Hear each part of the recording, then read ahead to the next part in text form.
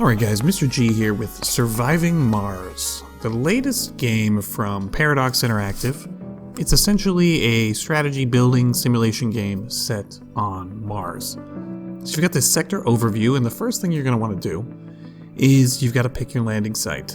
Now, I wish I'd spent a little more time in thinking about this, but we park ourselves right here next to some metal and some concrete. And when I first started, I had no idea how important concrete would be, but to basically build anything, you're going to need yourselves a fair bit of concrete. So this game kind of has two phases when you start out and try and get your colony going. You're going to fire up most things when you begin using just your drones, which are going to come in your first ship. Now, I highly suggest using easy mode, as this game is pretty tricky. So one of the first things we start out with doing is we build ourselves a concrete extractor, and we build ourselves a little bit of energy, and we get a solar system up and we get a battery up. Now you can see I'm struggling here with the hex system and figuring out the wires. Everything in this game needs to be wired up for power, and then later for oxygen and water. It's a little tricky at first, but you're going to get the hang of it. You've also got rovers, which are going to need a rover control drone, which you've got, and or a drone bay.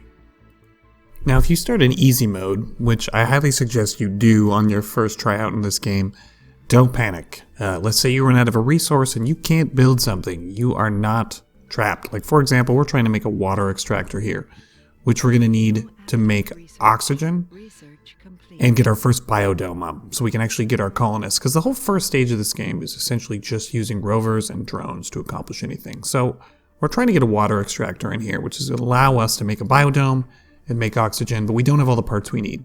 So we're going to need to call in a resupply shuttle, and for a few measly millions and millions of dollars, we can order whatever parts we need.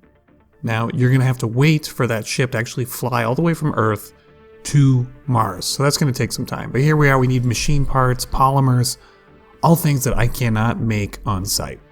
What we can make on site is concrete, which is super cheap, and you definitely shouldn't be flying raw material in like concrete all the way from planet Earth when you're on a giant rock in the middle of space anyway. Now, one of the things I was struggling with right away was lack of power.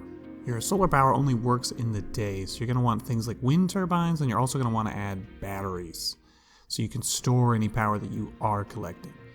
Next, once you've got power sorted out and you've found a water source and built a water extractor, you're going to want to make pipes, which you can actually lay on the same tile as the electrical lines, which is good to know. But you're going to want to connect that to this MOXIE unit, which is going to generate oxygen.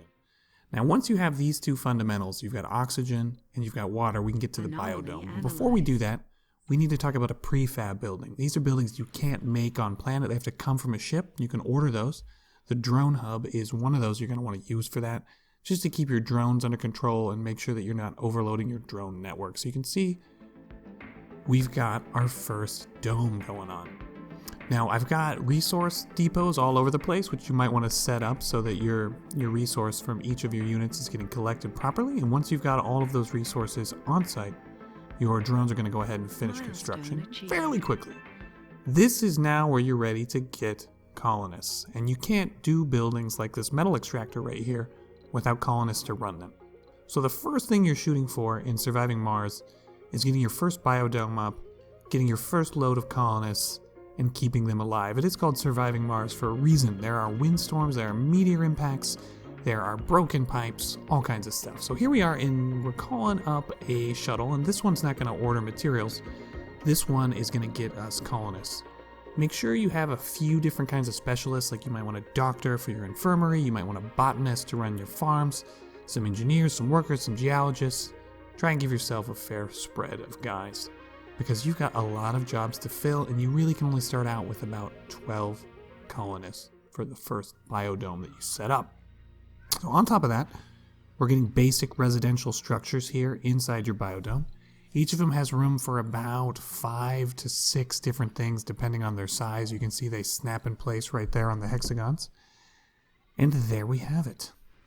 We just need to wait for our colonists to arrive. You can see that looking at the indicator at the bottom of the screen telling you how much progress your shuttle has made towards your planet. All right, and there we have it. We've just selected a landing site, and here come our first colonists. Well, welcome to the first day of the rest of your lives, guys. Let's just hope we don't screw this up.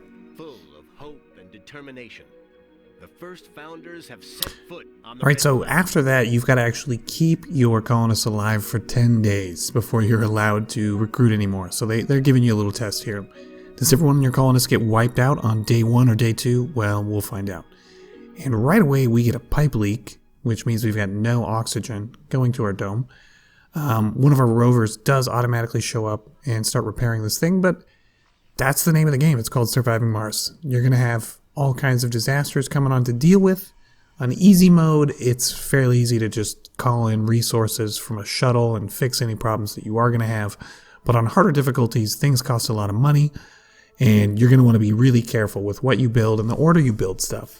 If you do start a normal or a harder game, you can choose which region you're going to start with, and you can choose a different backer or a company to back you up. So here we are. This is my first hour or so in Surviving Mars. It was a little tricky at first, learning how to connect my grids, getting, piles for wasted resources on extractors. But after a bit of tinkering with it, we were able to get going okay on easy mode. We've got 2 domes set up. Hopefully we can continue to expand this colony, get more colonists, deal with keeping them happy like any Paradox game. You've got to keep your colonists happy or they're not going to want to work, they're going to go crazy. Lots of different things to manage in this game. If you're someone that enjoys management sims, building stuff, and dealing with tricky situations on a foreign planet, well then this might just be a good game for you to check out. But this is me getting through my first dome, getting some colonists to survive to day 10.